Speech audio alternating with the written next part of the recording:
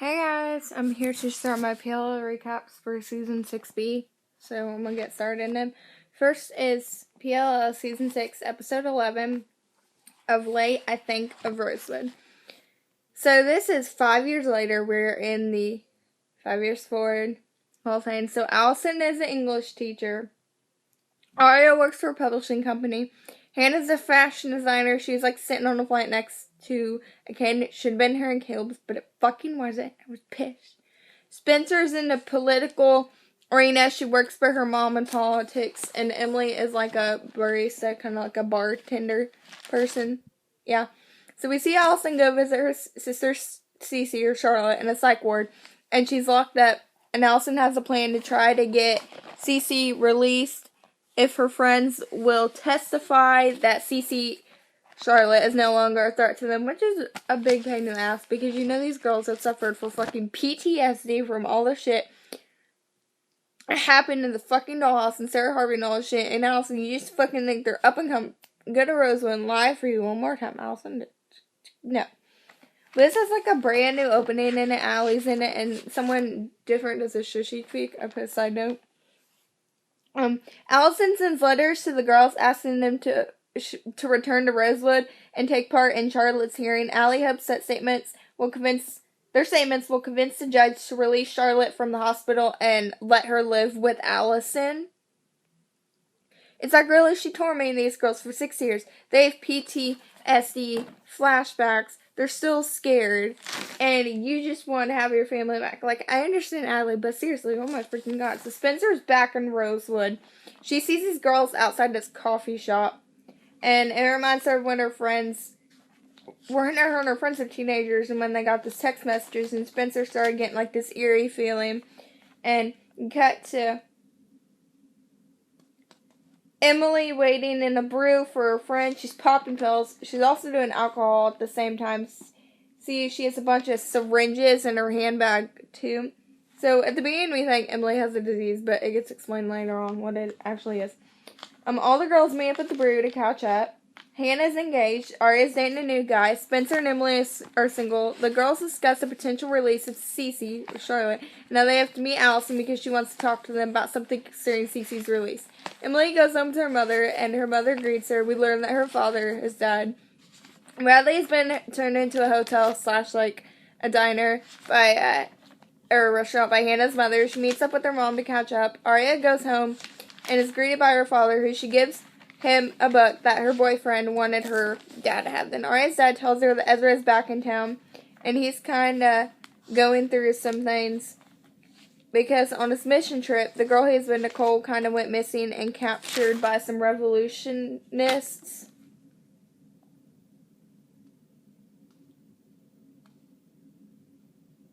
Oh, and he's supposed to be publishing his second book, but he just cannot go through with it because of what happened. And Spencer's mom and Spencer are having a discussion in the kitchen. We see that her mom is running for senator. Spencer's going to help her with her campaign. Aria goes to the brew and runs into Ezra for the first time. The way they look at each other, you can tell that something is still there between them. Ezra's telling Aria what happened. You can tell he's going to be in a dark place.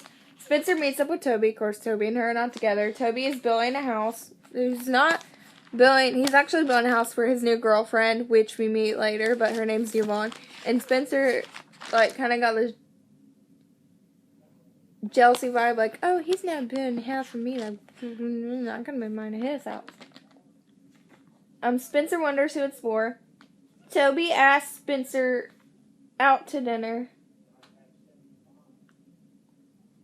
He says he keeps in touch with Caleb. Spencer tells him all the girls are in town for Cece's hearing, and then before she leaves, she asks him who he's building the house for, and he says, why does I have to be building it for someone? But then, when she tells Hannah this, she's like, he only built me a chair. He's building a girl an entire house. She's flipping jealous of it. Allie pleads with her friends to help prove that Cece's no longer a threat to anybody so she can get out. At a rally, Spencer's mother is having. Mona pops up. Emily and Toby have a heart-to-heart on her front porch. The girls go to the hearing. Everyone guesses that Cece's no longer a threat to them, except for Allie. It says she still has nightmare. Or except for Arya, sorry. She says she still has nightmares, still freaks out. She was on this train, lights go off, she hears someone crying, the lights come back on, and he knows it's her, and everyone is staring at her. She's obviously suffering from the PTSD, and then of course Ezra strolls in, like, is he supposed to be at the hearing?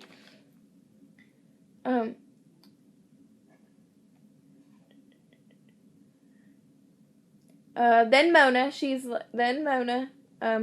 does her. She's like, I really sympathize with Cece.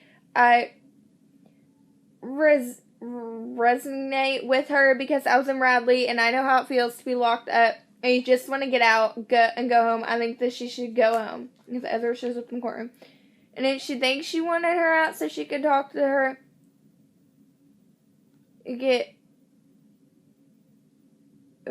loose ends. Maybe Mona being the something already. According to Allison, Mona insisted on coming to the hearing, but as seen from the special prison, Mona did not want Charlotte out of the hospital, so why change a mind? Maybe someone blackmailed Mona. All the girls meet up at the hotel that used to be Radley, and they get the news that Cece's getting released. All the girls are kind of hungover the next morning, and Hannah's sweet to find out from Allison that Cece went missing. We see Hannah in front of the lawn, in front of the church, and the police show up, and it's Toby and Lorenzo, aka like Man Candy, and Toby confirms that Cece is dead, saying she committed suicide. She's holding flower petals in her hand, and it's the same flower petals. It's the same one Allison bought for Cece. She was so excited about her coming home, so it's the same flower petals. Emily goes to Allie's house, and Allie's just torn up, and Cece's old therapist is there. Which is Dr. Rollins, who's supposed to be like Allie's husband later on. Caleb stops by Hannah's hotel room, and they have a chat. We find out he lives in Spencer's barn, not the same Caleb and Hannah that they used to be. Everyone's at the funeral, aside from Jason and Mr. D. Like, where the fuck are you guys at? At the funeral is going on. Who the fuck does walk in? But Sarah Shower motherfucking Harvey walks in. It's like the fucking Jenna thing from First Room. Fucking Jenna went in Allison's funeral. And she's got gloves on her hand and a veil. It's like Jenna freaking 2.0. She sits down and looks at the girls. They look away like they've done something to her. They feel ashamed. Lorenzo approaches the girls outside after the funeral is done, and he's telling them not to leave town because Cece's alleged suicide has turned into a homicide, and she was murdered because somebody pushed her off the bell tower. And she was already dead when pushed off the bell tower. While the girls are trying to figure out who killed Cece, someone is watching them in a black car. They roll the window up and we don't see who it is. So, like, who is it? So I have suspects. Sarah, Dr. Rollins, and Allison are my main suspects right now. I think Radley is going to play a big part in this. And who did it? Big Bad has a lair. Maybe Big Bad has a lair down in Radley. Complete control of Radley. Something. You see where everyone is at the same there. Maybe the game board that Mona and Spencer played will be the key.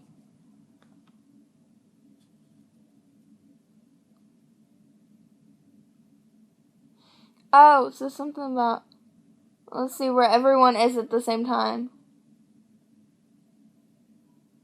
Oh, I can't read my notes. Yeah, but that's pretty much what happens in the first episode of 6/11, of late, I think, of Rosewood.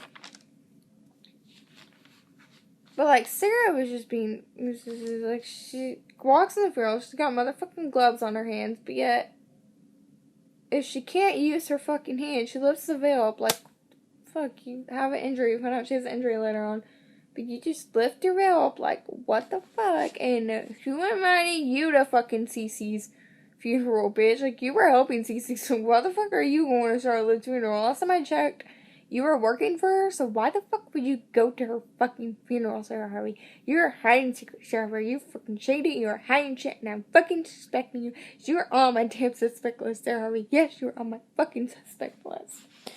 So, you guys, hope you enjoy. Like, comment, and subscribe for my other videos coming up, and check out my other videos. Bye. Love you guys. Mwah.